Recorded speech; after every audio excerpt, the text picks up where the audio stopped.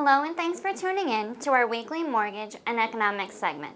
I'm Megan Abdelaziz, RealEstateSINY.com's mortgage and economics reporter.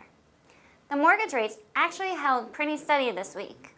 The 30-year fixed rate decreased a little to 4.71%. The 15-year fixed rate increased a little to 3.75%, and the 5-year adjustable rate actually stayed the same as last week at 3.65%. These slight movements in the mortgage rates came from a mix of matters happening in the economy, in the country, and worldwide. To start off, we looked at the financial markets. Between Thursday, September 5th, until the opening bell on Monday, September 9th, the Dow Jones and the S&P 500 had continued to ride along as investors continued to worry. For those days, the Dow Jones went from about 14,929 to about 14,927, and the S&P 500 went from about 1,653 to about 1,656.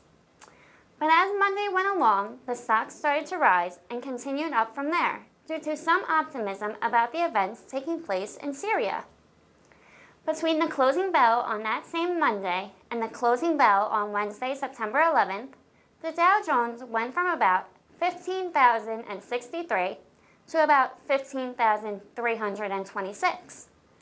And the S&P 500 went from about 1,671 to about 1,689. As for the 10-year U.S. Treasury bond yields, it went up and down this past week. From Wednesday, September 4th, when it was at 2.9%, it had increased to 2.98% by Thursday, September 5th. From there, it decreased, came back up slightly, and then dropped again, ending at 2.93% on Wednesday, September 11th.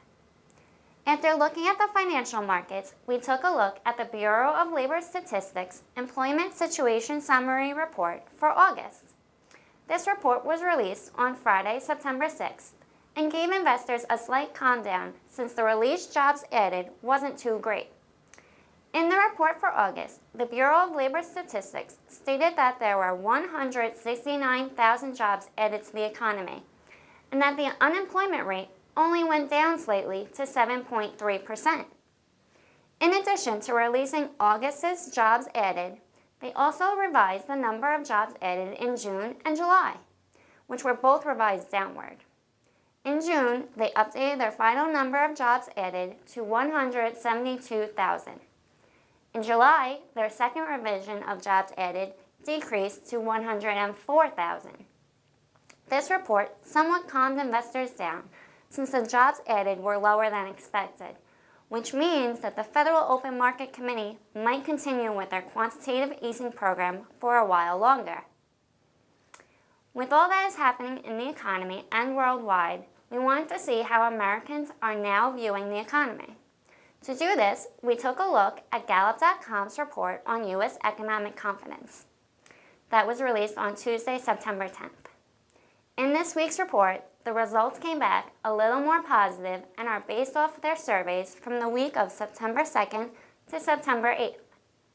Their first poll on Americans' net ratings of economic outlook came back with results of 55% of Americans feeling that the economic outlook is getting worse, while 40% feel that it is getting better.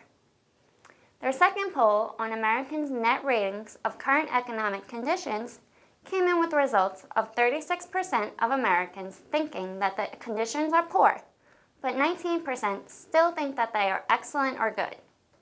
With these slightly more positive results, it gave Gallup an economic confidence index of -16 for that week. The last two things we looked at this week were from the Mortgage Bankers Association. The first report from them was released on Monday, September 9th, and was about the Mortgage Credit Availability Index. For August, the index decreased to 111.5 after the past 4 months of the index increasing. This means that the standards needed to get a mortgage tightened a little bit. The second report from them was released on Wednesday, September 11th, and dealt with their weekly mortgage application survey for the week ending September 6th. In this report, the market composite index decreased 13.5%. The refinance index decreased 20%, and the shares of refinanced mortgages that were applied for dropped to 57%. Next week, there will be a lot more economic indicator reports released, along with the Federal Open Market Committee meeting that will be held. So make sure you check back with us next week at trendingsiny.com and here on YouTube to see where the mortgage rates will go and to see how the Federal Open Market Committee meeting goes. Don't forget, you can visit our website, trendingsiny.com, to read the full mortgage and economic report. Thank you for watching, and be sure to like us on Facebook, follow us on Google+ and Twitter, subscribe to our YouTube channel, which you can do by clicking the button under this video, and follow our blog at trendingsiny.com, which is a division of realestatesiny.com. Once again, this is Megan Abdelaziz with realestatesiny.com. Realestatesiny.com is a full-service real estate brokerage located on Staten Island. If you are looking to buy or sell your home, you can contact us at 718-966-9669, and one of our experienced agents will gladly help you.